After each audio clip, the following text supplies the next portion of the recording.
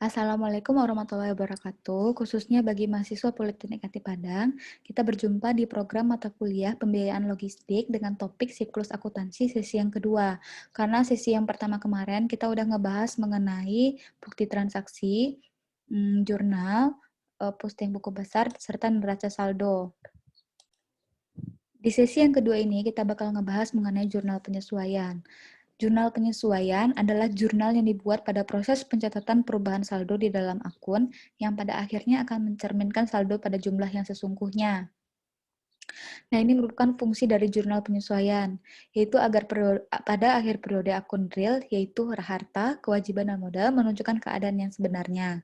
Lalu, fungsi yang kedua itu dapat menetapkan saldo catatan akun buku besar pada akhir periode, sehingga setiap perkiraan saldo real, khususnya perkiraan harta dan kewajiban, menunjukkan jumlah yang sebenarnya.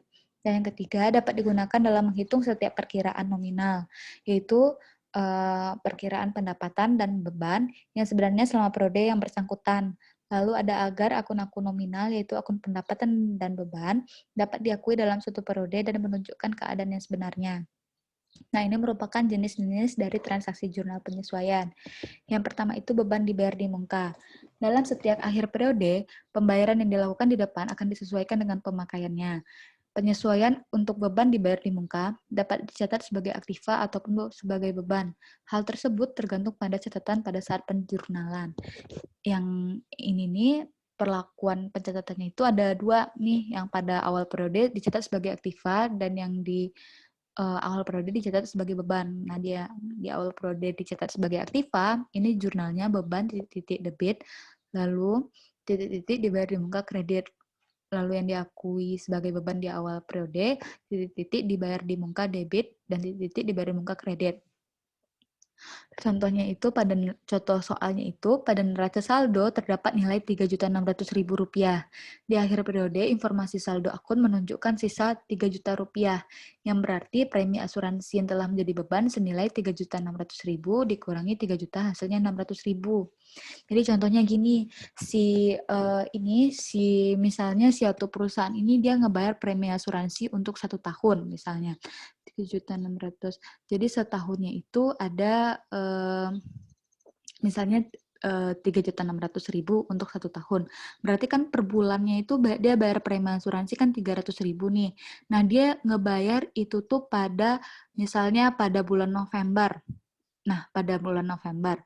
Dan preminya pada bulan November 2018. Dan preminya itu bakal habis di bulan November, di akhir ini Oktober, 31 Oktober 2019. Nah, jadi dari November ke Desember, berarti kan udah kepakai tuh 2 bulan premi asuransinya. Berarti karena udah kepakai, dijadikanlah beban.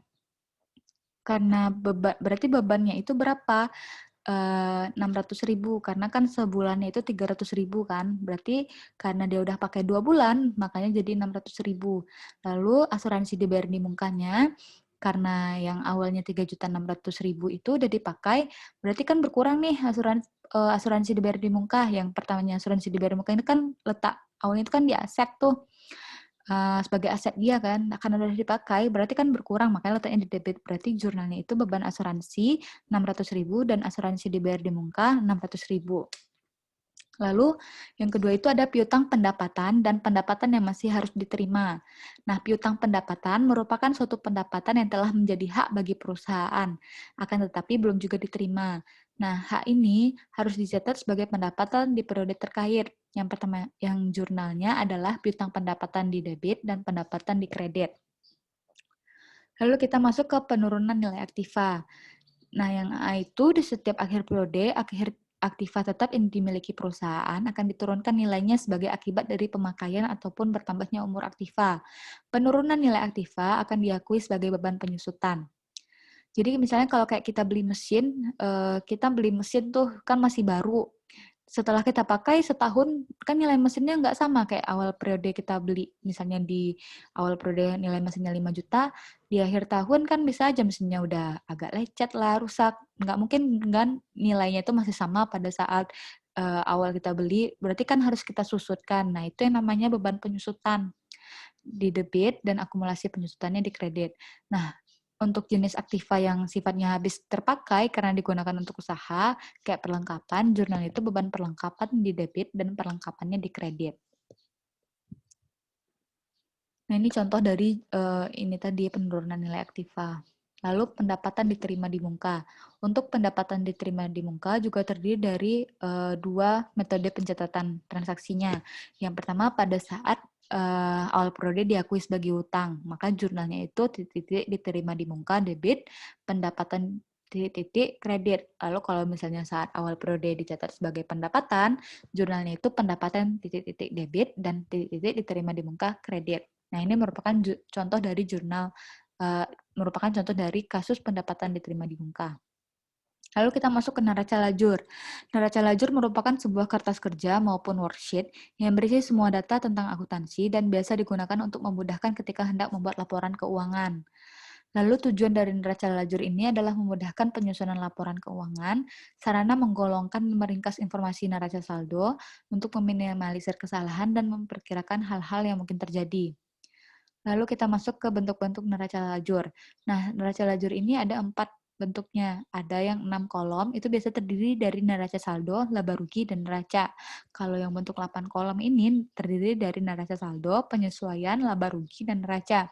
Jadi bertambah nih kalau untuk 8 kolom, tambah lagi 2 kolom untuk penyesuaian, debit dan kreditnya. Kalau yang untuk 10 kolom ini nambah lagi nih neraca saldo setelah disesuaikan. Neraca lajur bentuk 12 kolom lebih lengkap lagi. Biasanya ini sih neraca lajur bentuk 12 kolom yang paling banyak dipakai karena ini yang paling lengkap. Nah, ini biasa terdiri dari neraca saldo, penyesuaian, neraca saldo setelah penyesuaian, laba rugi, perubahan modal, dan neraca. Jadi nambah di perubahan modal. Lalu kita masuk ke laporan keuangan. Jadi laporan keuangan ini merupakan hasil dari proses akuntansi tersebut. Nah, laporan keuangan ini terdiri dari 5, yaitu neraca atau laporan posisi keuangan, yang kedua laporan laba rugi, yang ketiga laporan perubahan modal, yang keempat laporan arus kas, dan yang kelima catatan atas laporan keuangan. Nah, yang pertama itu kita masuk ke laporan posisi keuangan. Jadi, laporan posisi keuangan ini dapat diartikan sebagai daftar atau laporan yang berisi informasi tentang harta atau kekayaan milik atau yang dikuasai oleh perusahaan. Nah, nanti laporan posisi keuangan ini diklasifikasikan sebagai aktiva, utang, dan modal. Nah, ini contoh dari laporan keuangan tersebut. Yang ada aset ini kan terdiri dari aset lancar sama aset tidak lancar. Nanti di sisi kewajiban dan ekuitasnya ada terdiri dari kewajiban jangka pendek, kewajiban jangka panjang, lalu ekuitasnya. Nah, ini harus sama nih antara aset, nilai angka aset, sama nilai penjumlahan dari kewajiban dan ekuitasnya harus sama nih, yang di bawah ini. Lalu kita masuk ke laporan laba rugi. Nah, laporan laba rugi ini merupakan laporan yang memberikan gambaran tentang aktivitas yang telah dilakukan perusahaan. Jadi, nanti laporan laba rugi ini terdiri dari klasifikasi kelompok akun. Yang pertama ada pendapatan, lalu ada yang biaya juga. Nah, pendapatan ini terdiri pula dari 2, yaitu pendapatan usaha dan pendapatan non-usaha. Yang keduanya yaitu dari biaya. Biaya usaha, biaya usaha sama biaya non-usaha. Nah, ini merupakan contoh dari laporan laba rugi, yaitu pendapatan, biaya. Jadi rumusnya itu pendapatan kurang biaya, baru dapat laba. Nanti dikali pajak penghasilan, baru dapat laba setelah pajak. Lalu kita masuk ke laporan perubahan modal. Nah, laporan perubahan modal merupakan laporan keuangan yang memuat informasi tentang sebab terjadinya perubahan modal dari suatu perusahaan selama periode tertentu. Nah, laporan perubahan modal ini sebenarnya sebagai penghubung antara laporan neraca dengan laporan laba rugi, karena di dalamnya memuat jumlah rupiah yang diambilkan dari laporan laba rugi dan jumlah rupiah yang akan dipindahkan ke laporan neraca.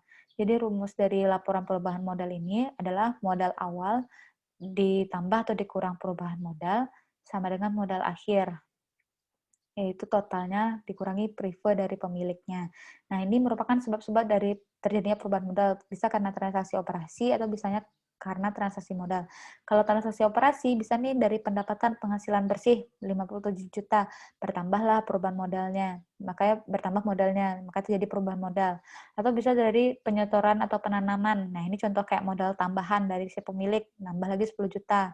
Atau misalnya dari pengambilan atau penarikan nih dari privo, berkuranglah modalnya, makanya terjadi perubahan modal gitu.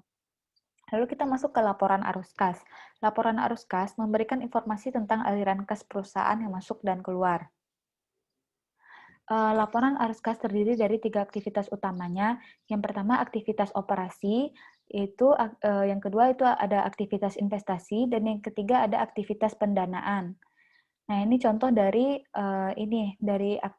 dari laporan arus kas tersebut yang terdiri dari aktivitas operasional, aktivitas investasi, dan aktivitas pendanaan. Lalu kita masuk ke catatan laporan keuangan. Catatan laporan keuangan ini merupakan catatan tambahan dan informasi yang ditambahkan ke akhir laporan keuangan untuk memberikan tambahan informasi kepada pengguna informasi laporan keuangan.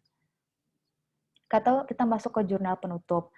Jurnal penutup merupakan jurnal yang pada periode akhir akuntansi menutup akun nominal, pendapatan dan beban, atau pemindahan ke rekening modal.